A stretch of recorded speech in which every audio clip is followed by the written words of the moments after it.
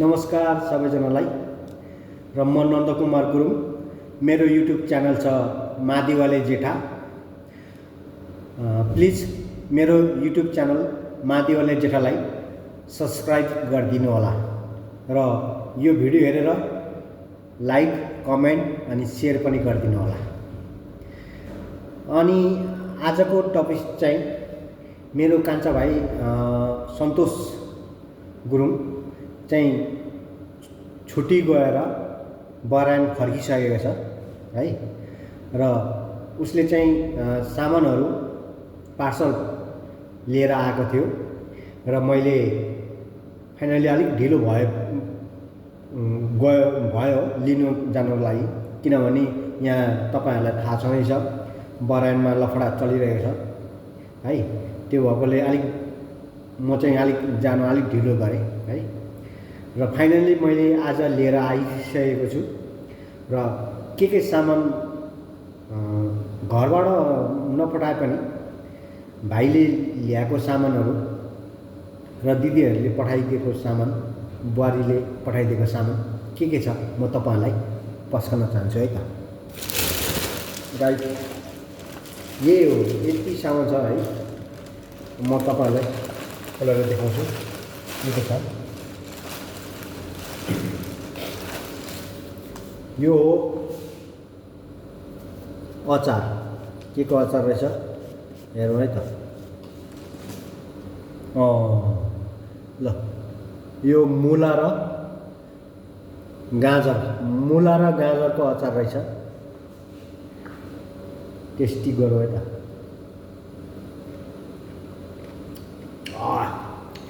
दामी रहेछ, पिरो नुनो अमिलो। पिरो चाहिँ हदै पिरो रहेछ है।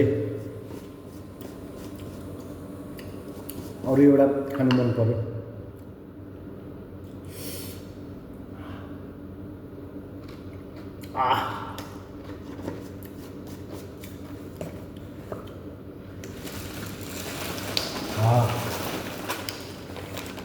यो रहेछ, हेर्नुहोस्, सिकुटी।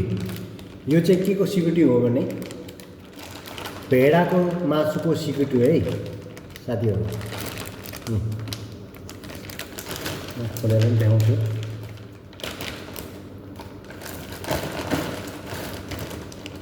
ए हेर्नुहोस् त, भेडाको मासुको सिकुटी। अब कस्तो हुन्छ, भेडाको मासु अहिलेसम्म खाएको छुइनँ हैन। अब यसको सिकुटी हो यो, एकदम यसको टेस्ट गर्नेछु। अनि यो सायद माथि पहाडबाट सङ्घसभाको होला, सङ्घसभाबाट पठाइदिनु भएको होला मामा फुपूले। अनि अर्को रहेको छ,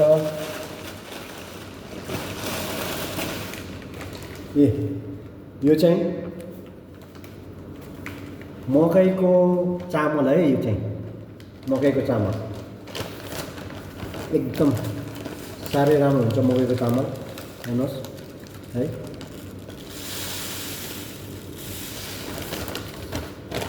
र यो भयो मकैको चामल भयो है। अर्को रहेको छ, यो के होला खोलेर हेरौँ है त। ओहो, यो रहेछ कोदोको पिठो है। हेर्नुहोस् त, यी कोदोको पिठो, यो कोदोको पिठो। अब अर्को यो के रहेछ हौ? ओहो, अकबरे डल्ले खोर्सानी, तर सुकेको रहेछ है। सुकेको अकबरे डल्ले खोर्सानी, हेर्नु त है। त खानुपर्छ, यति दामी हुन्छ मिठो हैन। अकबरे त्यसै त अकबरे भन्दैन नि हैन। अकबरे भनेको त्यो अकबरे नै हो क्या, खोर्सानीमा नम्बर 1 त्यो यो पनि फेरि मधेसको होइन, यो चाहिँ पहाडकै हो यो पनि है। अर्को रहेको छ मकै, भुटेको मकै है, यो पनि पहाडे मकै है, पहाडे मकै भुटेको। आमा हेर्नु त साथीहरू, यो मकै कस्तो हुन्छ रे,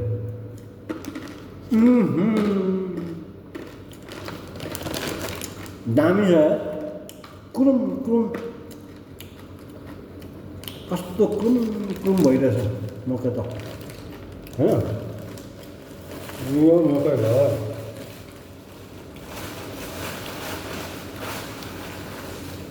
अर्को रहेछ यहाँ छुर्पी पनि रहेछ है,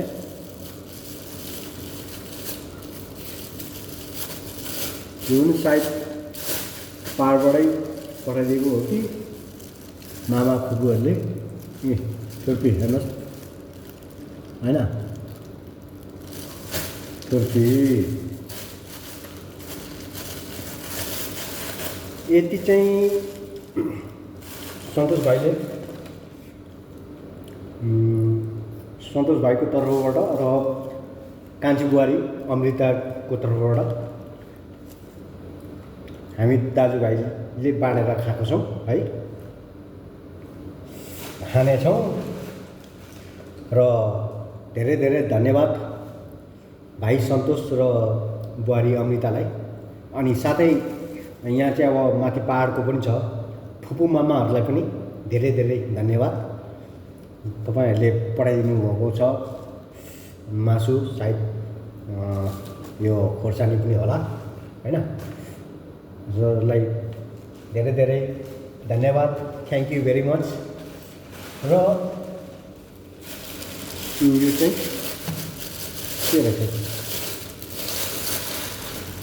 यो चाहिँ हाम्रो जेठी दिदी पवित्र दिदीले पठाइदिनु भएको अरे, बेसार अरे यसमा चाहिँ होइन, बेसार अर्ग्यानिक बेसार हेर्नु त, यी अर्ग्यानिक छ नि त।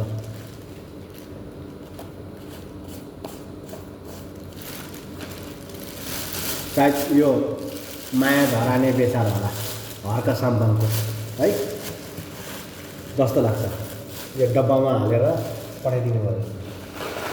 र यहाँ वाइ वाइ नुडल्स है, हेर्नुहोस् त वाइ वाइ नुडल्स होइन, वाइ वाइ नुडल्स चाहिँ हाम्रो कान्छा भेना र कान्छी दिदीले पठाइदिनु भएको छ। उहाँहरूले कोदोको पिठो, फापरको पिठो पनि पठाउने वाला थियो, तर एयरपोर्टमा लान नदिने जस्तो कुरा भएकोले सन्तोषले घरबाट ल्याएको कोदोको पिठो, फापरको पिठो पनि त्यहीँ काठमाडौँमै छोड्यो। त्यही भएकोले पठाउनु भएन होइन, किनभने अब पठाएर के गर्नु, भरे एयरपोर्टमा लानु दिएन भने त फ्याल्नुपर्छ होइन, त्यसैले खेर जान्छ, त्यो भएकोले पठाइदिनु भएन। त्यसको लागि पनि धेरै धेरै धन्यवाद। र वाइ वाइको लागि पनि कान्छा भेना कान्छी दिदीलाई मेरो तर्फबाट थ्याङ्क यू भेरी मच। र पवित्र दिदीलाई पनि बेसार पठाइदिनु भएकोमा थ्याङ्क यू भेरी मच। र यति नै हो होइन। अब यहाँ वाइ वाइ चाहिँ अलिक कम्ती देख्यो भनेर होइन नि, यहाँ मैले त्यसरी खाएँ पनि होइन, अघि खाइसकेको पनि, त्यो भएकोले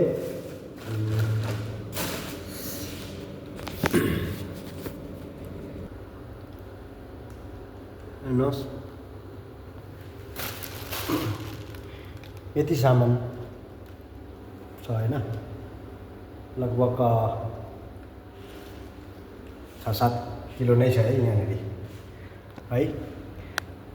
अनि साथीहरू र मालदिदी चाहिँ अलिक टाढो भएको हुनाले, साथै ज्योति भान्जी पनि बिरामी भएको के अरे बिरामी भएको थियो सन्तोष आउने बेलामा। त्यो भएकोले दिदीले चाहिँ पठाउनु सक्नु भएन। मन चाहिँ रहेछ पठाउने, तर सक्नु भएन, किनभने बिरामी हेर्नु कि उता हस्पिटलमा बिरामी छ हैन, त्यो भएकोले पठाउनु भएन। तर पनि सम्झिनु भएको रहेछ। मेसेन्जर कलमा हामी कन्फरेन्स कल गर्दाखेरि कुरा भएको थियो। त्यसको लागि पनि धेरै धेरै माल दिदी, माया दिदीलाई धन्यवाद। र सबैलाई यहाँ सन्तोष भाइले ल्याएको पार्सल हामी दाजुभाइ मिलेर बाँडचुँडी खान पाइने भयो है, खाइन्छ। र सन्तोष भाइलाई पनि र कान्छी बुहारीलाई पनि र पारमा मामा फुपू मामालाई मेरो छ्याजलो ढोक साथै धेरै धेरै धन्यवाद। र घरबाट चाहिँ पठाएको छैन है, तर नपठाए पनि मलाई कुनै दुःख मन छैन है। अब यति सामान आइहालेको छ हैन, खानु पाइहालिन्छ, त्यसैमा म ह्याप्पी है। हस् त, आजको ब्लग तपाईहरुलाई कस्तो लाग्यो यो भिडियो हेरेर शेयर, लाइक, कमेन्ट अनि शेयर पनि गरिदिनु होला। र मेरो युट्युब च्यानल महादेवले जेठालाई पनि सब्स्क्राइब गरिदिनु होला है। र फेरि पनि अर्को नयाँ नयाँ भिडियो म अपलोड गर्ने नै छु। तबसम्मको लागि आजलाई बाई बाई।